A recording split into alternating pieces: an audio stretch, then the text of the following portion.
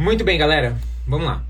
Hoje eu queria conversar com vocês sobre os sinais de que o seu namorado ou namorada pode ter TDAH. Isso inclui seu esposo, a sua esposa, isso inclui pessoas da sua família, mas principalmente seu parceiro romântico. E eu quero começar dizendo que eu já fui esse namorado com TDAH. E eu já fui o esposo com TDAH que não busca tratamento, né? Eu gerei vários problemas aqui no meu casamento até descobrir que eu tinha TDAH. E uma das grandes incentivadoras para que eu buscasse o tratamento para o meu TDAH foi a minha lindíssima, amadíssima esposa, certo? Se não fosse o incentivo da minha esposa para buscar o meu tratamento para o TDAH, talvez eu tivesse procrastinado a atitude de buscar tratamento por ainda mais tempo, beleza? Então quero dizer para vocês assim, vale a pena você conversar com seu namorado, com seu esposo sobre a possibilidade dele ter TDAH e ele buscar esse tratamento. Às vezes, se não tem alguém te incentivando, você não vai correr atrás, certo? Eu queria antes também de dizer quais são os sinais de que o seu esposo, namorado, namorada pode ter TDAH. E eu tô ajeitando aqui o tripé porque ele tá estranho. Parece que ele tá caindo. Eu acho que agora tá melhor. Perfeito. Antes de eu falar quais são exatamente esses sinais que você deve observar no seu parceiro romântico para saber se ele tem TDAH, eu preciso dizer o seguinte para você. Você não é médico, você não é psicólogo, então você sozinha ou sozinho não vai conseguir fazer esse tratamento, entendeu? E nem esse diagnóstico. Então não adianta a gente, como parceiro romântico, querer fazer o diagnóstico e insistir que a pessoa tem TDAH, e depois ela vai ver no psiquiatra e ela não tem. Quanto mais insistente você for, às vezes, mais você vai incomodar a pessoa, irritar a pessoa, e ela não vai buscar o tratamento. Beleza? Como que a gente tem que lidar, então, com isso? Primeiro, a gente tem que entender quais são os sintomas, e aí ajudar a pessoa a buscar tratamento. Parece que esse tripé tá girando sozinho, esse filho da mãe. Deixa eu ajeitar aqui. Eu acho que o celular tá muito pesado. Vai ser assim, então, ó. Eu vou tirar isso aqui. E a gente vai conversar dessa forma. Oi? Não te preocupa não, tá tudo certo. Obrigado. Vamos conversar assim que fica mais fácil? Vamos. Salve Bruno, Carol, salve Graziella, salve Rafa, Ana, salve Sandro, Nath, todo mundo que tá assistindo. Gente, sejam muito bem-vindos. O assunto de hoje é esse: como que eu posso identificar que o meu namorado, namorada, esposo, esposa pode ter TDAH? Como que eu identifico isso? Eu trouxe para vocês aqui basicamente 7 sinais, tá? E esses 7 sinais aparecem quase sempre quando a pessoa tem TDAH. E o que significa que o seu esposo tem TDAH? Digamos que você identifica que ele ou ela tem TDAH. O que isso muda na vida de vocês? Bom, isso muda quando você entende o que é um diagnóstico. Muitas pessoas acham que um diagnóstico é simplesmente uma forma que os médicos inventaram de rotular alguém negativamente e fazer a pessoa se sentir excluída. Mas na verdade é o contrário. Um diagnóstico é um nome que a gente dá para um conjunto de sintomas, para uma condição. E esse nome, ele foi inventado, criado, justamente para facilitar o tratamento daquela condição. Perfeito? Então, quando eu descubro que eu tenho TOC, transtorno obsessivo compulsivo, eu recebo esse diagnóstico. O que isso significa na prática? Significa que agora eu consigo buscar o tratamento. Porque se eu não soubesse exatamente o que eu tenho, eu não consigo dar um nome para isso. E se eu não consigo dar um nome para isso, eu não consigo pesquisar no Google ou falar para o meu médico a coisa que eu tenho, para ele poder entender o que os outros médicos e os outros psicólogos no mundo estão fazendo para tratar isso. Se eu não tenho um nome para a coisa que eu tenho, eu não consigo fazer pesquisa sobre essa coisa e publicar um artigo científico sobre aquela coisa, porque essa coisa não tem um nome. Então a primeira coisa sobre diagnóstico é você entender: o diagnóstico, ele é um nome feito para a gente ter um melhor acesso ao tratamento. Um diagnóstico não é um rótulo, um diagnóstico não é uma prisão. Um diagnóstico é um nome que a gente usa para conversar entre os profissionais da saúde e sempre saber o melhor tratamento, o que esperar daquela condição. Perfeito? Muito bem. Por que aqui eu tô falando do namorado com TDAH e do esposo com TDAH e não tô falando da namorada e da esposa no feminino? Não é nenhum motivo, assim, gigante, mas é porque geralmente os homens têm... Voltamos.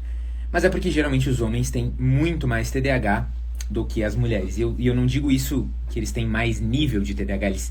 O TDAH é mais presente em homens do que em mulheres. Então a gente tem o dobro de TDAH em homens do que em mulheres. Então é muito mais comum que você encontre, no caso de um casal, homem e mulher, a moça vai ter o namorado com TDAH, mas também acontece o contrário. Então fica ligado também para os sinais em você mesma, na sua parceira, etc. Qual que eu diria que é um dos primeiros sinais? A gente tem que dividir os sintomas de TDAH sempre em desatenção e hiperatividade. Nós temos sempre dois tipos de sintomas. Afinal, o TDAH é o déficit de atenção e hiperatividade. A gente tem os dois lados, a desatenção e hiperatividade. Hiperatividade significa o quê? Uma certa tendência a ser uma pessoa mais agitada. Psicologicamente, emocionalmente, fisicamente agitada. E como que a gente vai ver isso se manifestando na maioria dos casos? A gente vai ver isso se manifestando no que a gente chama de taquilalia. E a taquilalia nada mais é do que a pessoa que fala muito rápido e tem uma tendência de interromper os outros enquanto eles falam, ok?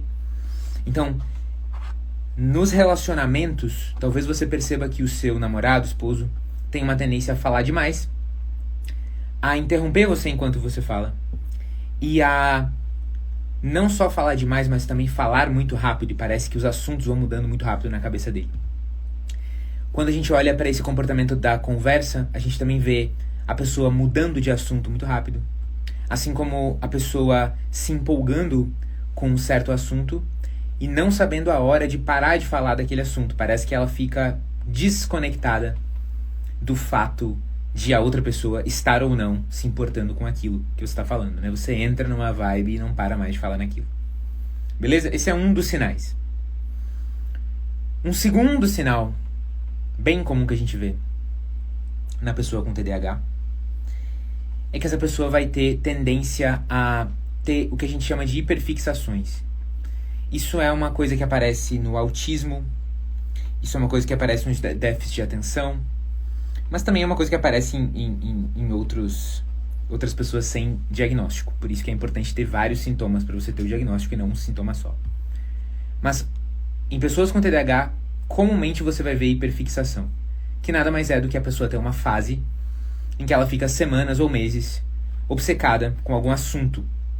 Parece que ela vira monotemática. Ela só pesquisa sobre aquilo, fala sobre aquilo, estuda sobre aquilo, vira uma Wikipédia ambulante sobre aquilo.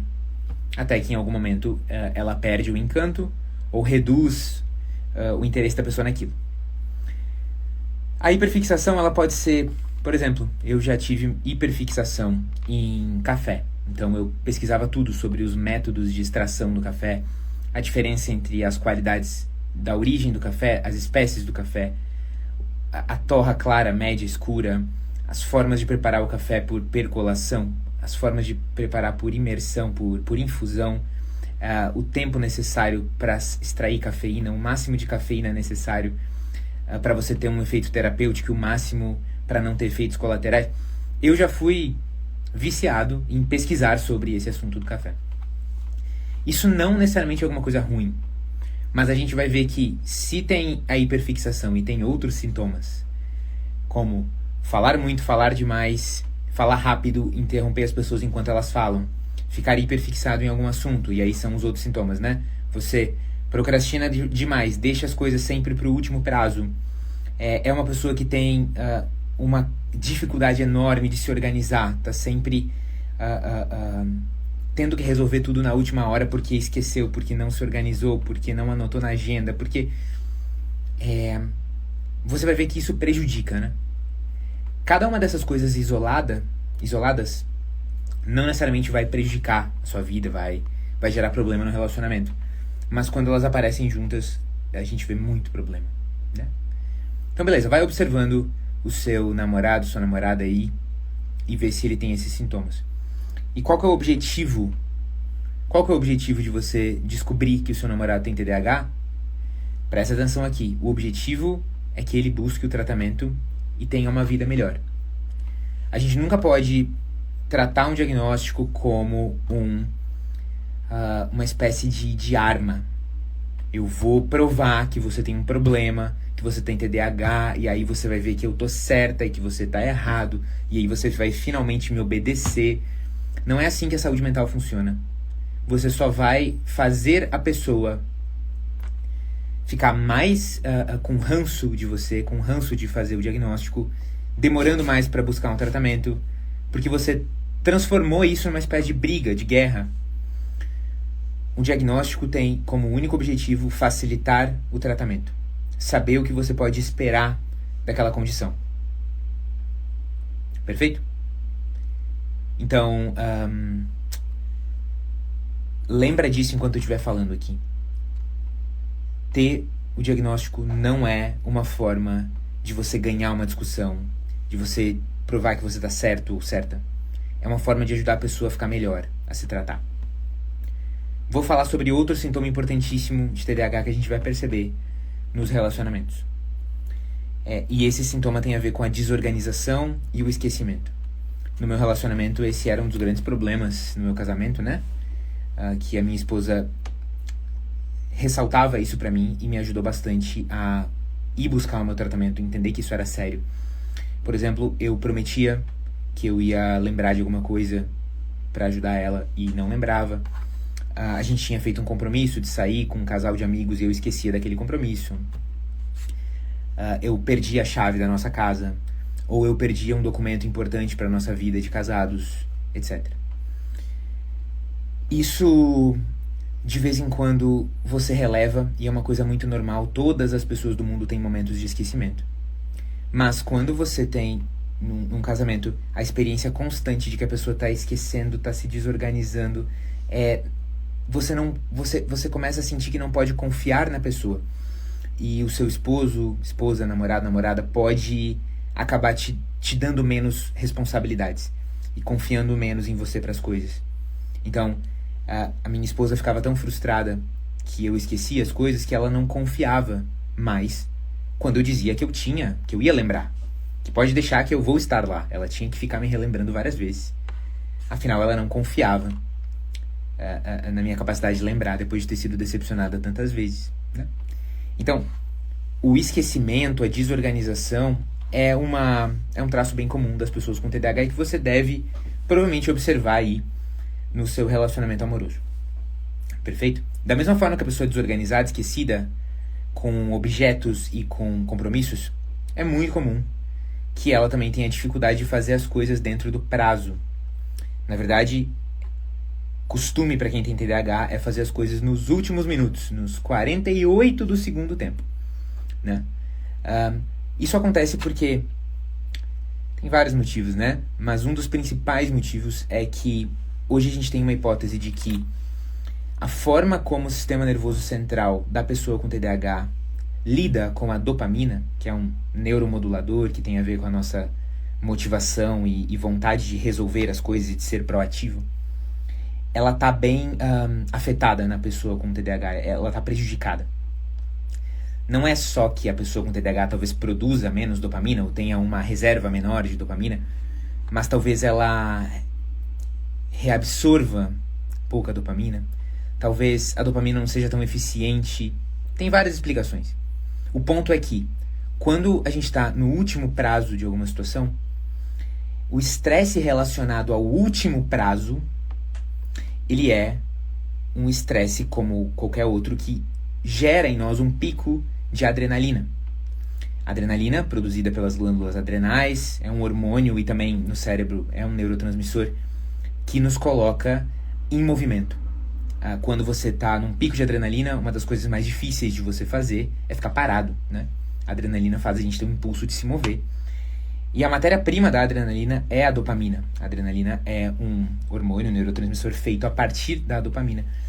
Isso significa que a pessoa com TDAH ela consegue fazer as coisas no último dos prazos e parece que a energia para fazer a coisa surge no último prazo.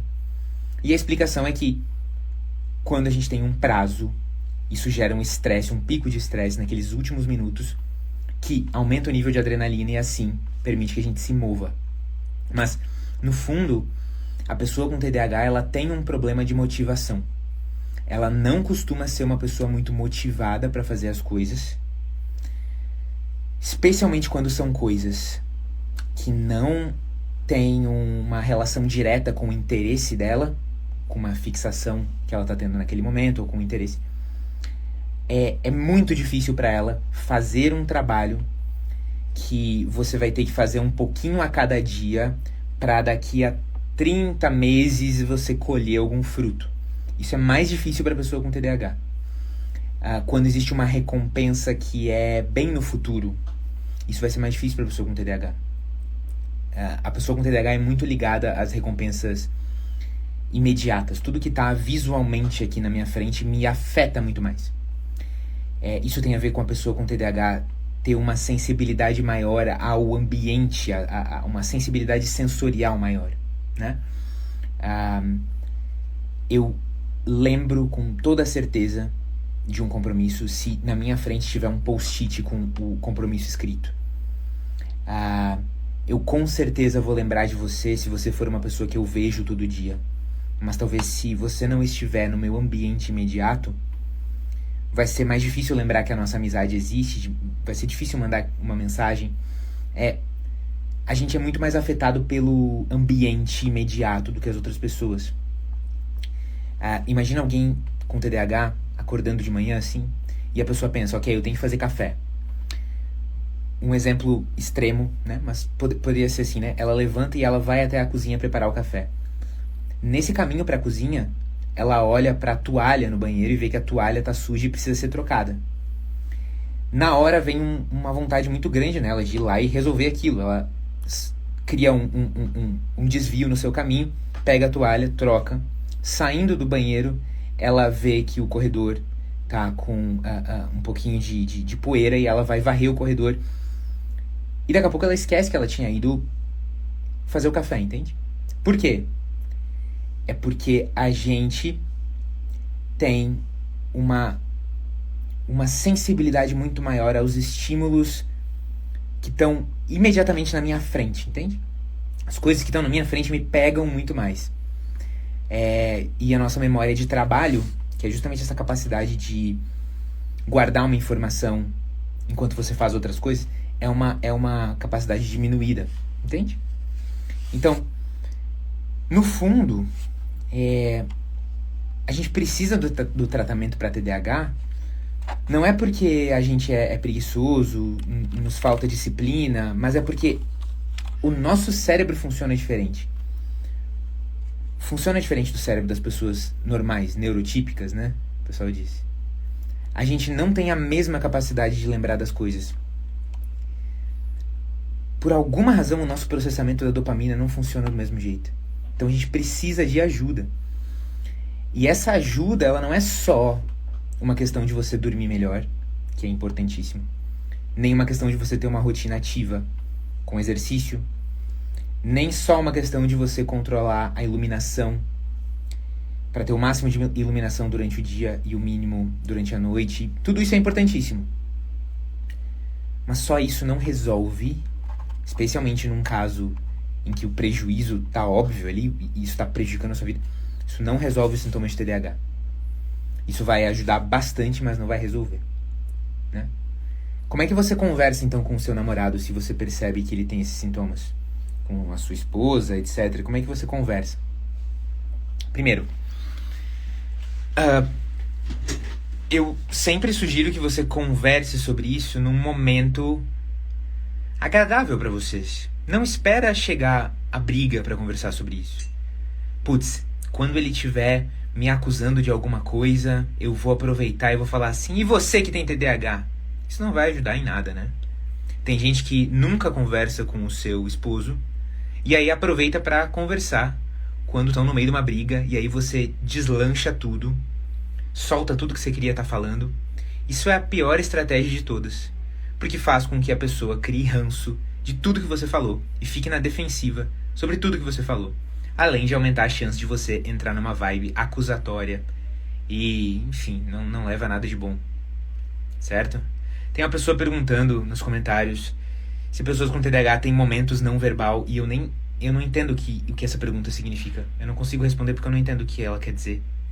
Sei que você perguntou várias vezes, mas eu realmente não sei, não faço ideia do que você quer dizer. Eu vou seguir aqui no raciocínio que eu tava, tá? Quando a gente conversa com uma pessoa que tem TDAH, isso começa a gerar muito... E a gente percebe que isso tá gerando muito prejuízo no nosso relacionamento.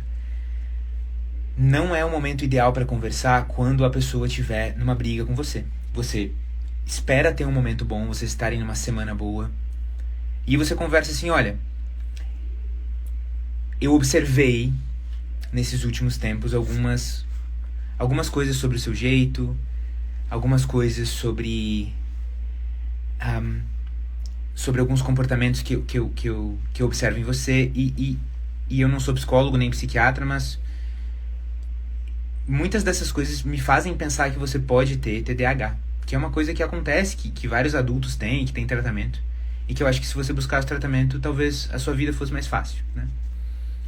Resumindo, é muito importante que a gente tenha uma abordagem positiva com isso, entende? Que a gente fale na boa, que a gente fale sem acusar, sem usar isso como uma carta na manga que eu jogo na briga, né? Entende? Perfeito, gente. Depois, o que eu posso fazer mais para ajudar a pessoa com TDAH? Essa pergunta, ela daria uma aula inteira, um curso inteiro. E é justamente por isso que eu quero convidar vocês para participarem do nosso evento online chamado Entenda o Seu TDAH. Esse evento online, ele vai acontecer agora em junho e as inscrições já estão abertas. Vai ser um evento gratuito com 3 aulas. E as 3 aulas, elas vão ser para pessoas que têm dúvidas se têm ou não TDAH, para poder entender o seu possível diagnóstico, e também para pessoas que querem entender melhor como o TDAH funciona, seja para você que tem um familiar com a condição ou você mesmo com essa condição. Vão ser as 3 melhores aulas que a gente já fez sobre TDAH, mas para receber as aulas eu peço para que vocês entrem no perfil do Eureka, se inscrevam e recebam as aulas lá em junho, beleza? Foi ótimo ter esse papo com vocês. Se inscrevam lá no nosso evento online Entenda o Seu TDAH. Um beijão. Tchau, tchau.